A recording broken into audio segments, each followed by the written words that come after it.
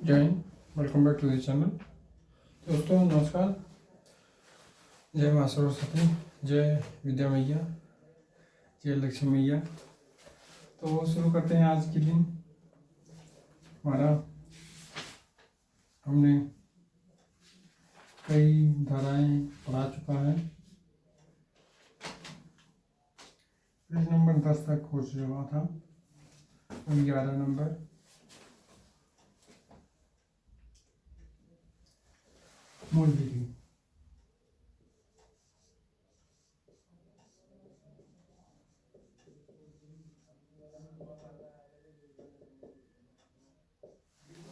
मूल विधि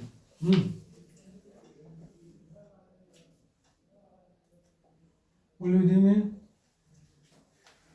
संयुक्त दायित्वों के सिद्धांतों की अपेक्षा यह है कि विधि विरुद्ध जमाव के किसी भी सदस्य द्वारा सामान्य उद्देश्य को अग्रसर करने के लिए कोई कार्य किया जाए।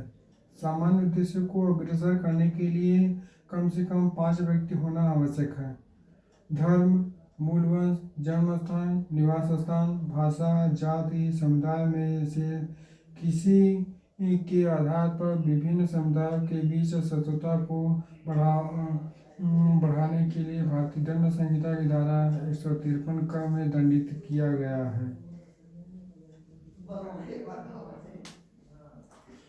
धर्म, मूलवंश, जन्म स्थान, निवास स्थान, भाषा आदि के आधार पर विभिन्न समूहों के बीच शत्रुता का प्रवर्तन और सौहार्द बनाए रहने पर प्रतिकूल प्रभाव डालने वाले को भारतीय न्याय संहिता की धारा 196 में दंडित किया गया है।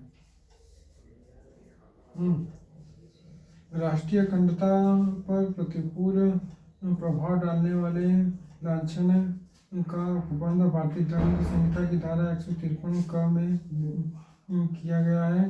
भारतीय राष्ट्रीय अखंडता का पर प्रतिकूल प्रभाव डालने वाले लांछन पर उपबंध भारतीय न्याय संहिता की धारा 2023 की धारा 197 में किया गया है। भारतीय दंड संहिता की धारा 153, 154, 155, 156 दंडीय विधि में प्रतिनिधि दायित्व को स्वीकार करती है। भारतीय न्याय संहिता की धारा 2023 की धारा 193(1), 193(2), 193(3) दंडीय विधि प्रतिनिधि दायित्व को स्वीकार करती है। विधि में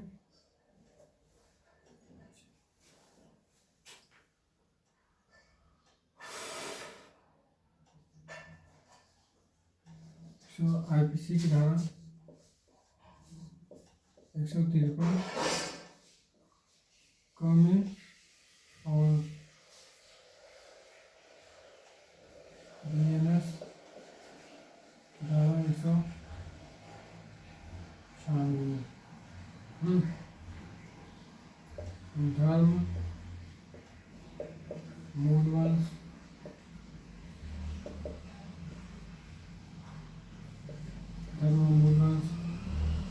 जन्म स्थान,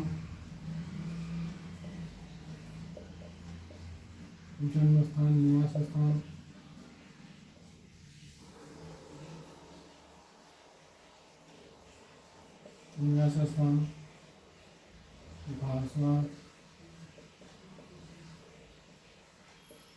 जाति, समुदाय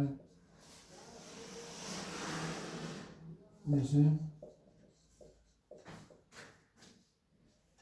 किसी भी आधार पर बीच शत्रुता के बीच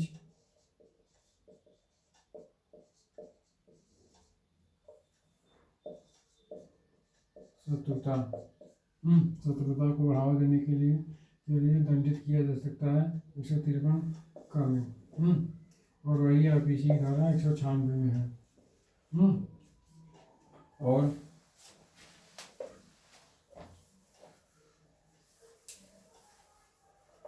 और राष्ट्रीय अखंडता के अखंडता प्रतिकूल प्रभाव।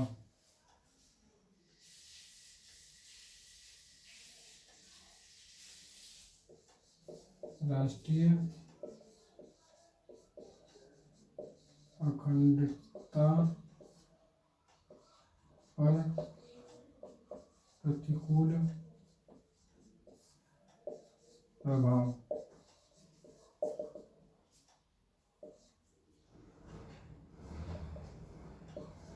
धारा 1997।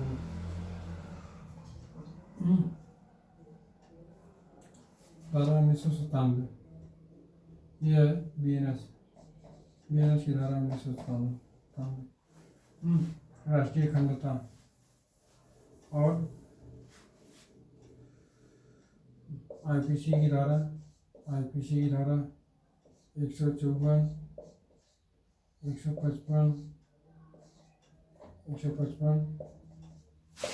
156 में दांडी विधि में प्रतिनिधित्व दायित्व को स्वीकार करते हैं। दांडीय विधि में प्रतिनिधि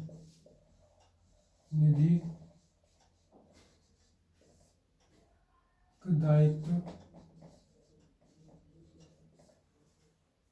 को स्वीकार करते हैं।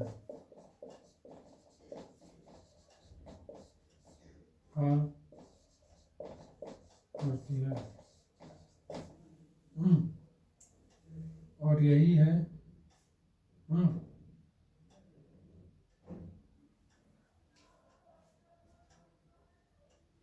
और यही है दायित्व को स्वीकार करते हैं। बीएनएस में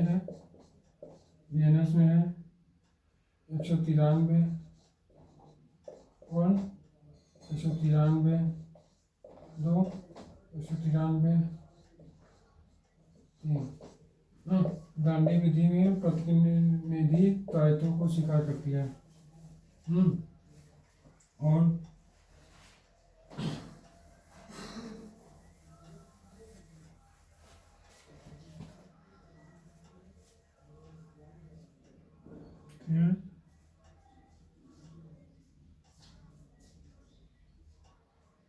भारतीय दंड संहिता आईपीसी की धारा 159 में दंगा की परिभाषा दिया गया है। 159 में दंगा की परिभाषा दिया गया है। और दो या दो से अधिक व्यक्तियों लोग स्थान पर लड़कर लोगों की शांति को विध्वंस करते हैं तो यह दंगा कहलाएगा। और यही धारा बीएनएस में है 194 1 में दंगा कहलाएगा। दो या दो से अधिक लोग लड़कर लोगों की शांति को विध्वंस करते हैं। 159 में है आईपीसी की धारा। और भारतीय दंड संहिता की धारा परिभाषित किया गया है दंगा को। और भारतीय न्याय संहिता 194 1 के दंगा को परिभाषित किया गया है। धारा आईपीसी की धारा 159 में दंगा के अपराध के लिए 1 माह तक का कारावास या 100 रुपये तक का जुर्माना आईपीसी की धारा में दंड। इसमें दंगा के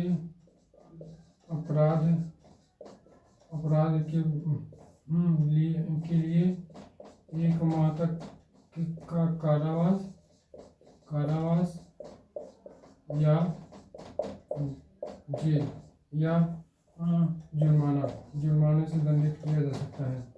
और यही है बीएनएस में 194 2 में है। 194 2 में 1 माह तक का कारावास या 1000 रुपये तक का जुर्माना। 1 माह का कारावास या 1,000 रुपये का जुर्माना। 159, 194, 160। IPC की धारा 159, BNS की धारा 194 में दंगा में जुर्माना का प्रावधान किया गया है। और IPC की धारा 170 में के अंतर्गत लोक सेवक का प्रारूप एक अपराध है। प्रतिरूपण लोक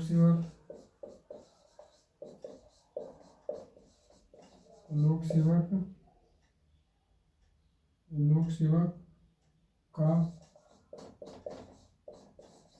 प्रतिरूपण एक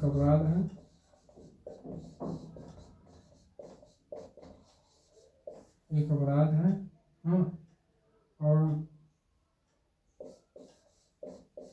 BNS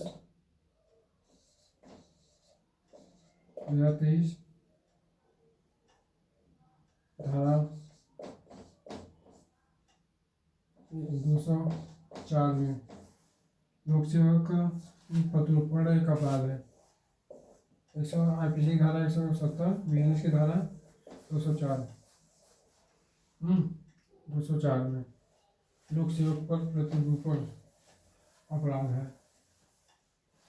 मिथ्या सूचना देने पर भारतीय दंड संहिता की धारा 170 में दंडित किया गया है। 6 माह तक का साधारण कारावास है, 1,000 रुपये जुर्माना या फिर दोनों दिया जा सकता है। झूठी सूचना, मिथ्या सूचना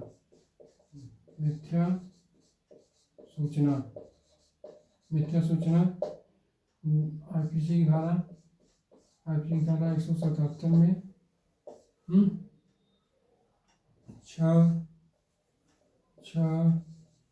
माह तक का साधारण कारावास या 1,000 रुपये का जुर्माना या दोनों।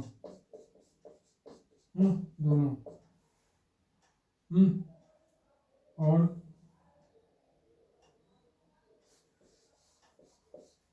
BNS में है धारा 212 में यही चीजें हैं। गलत सूचना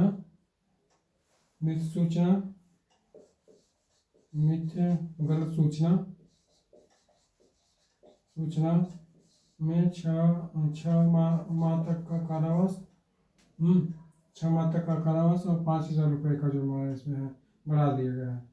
6 माह का कारावास और 5,000 रुपये या 5,000 रुपये का जुर्माना या फिर दोनों दिया जा सकता है।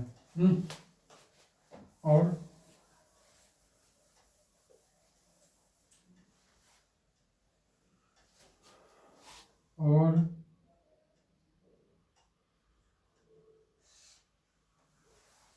आज के लिए इतना ही, खत्म करते हैं। जय हिंद, जय भारत।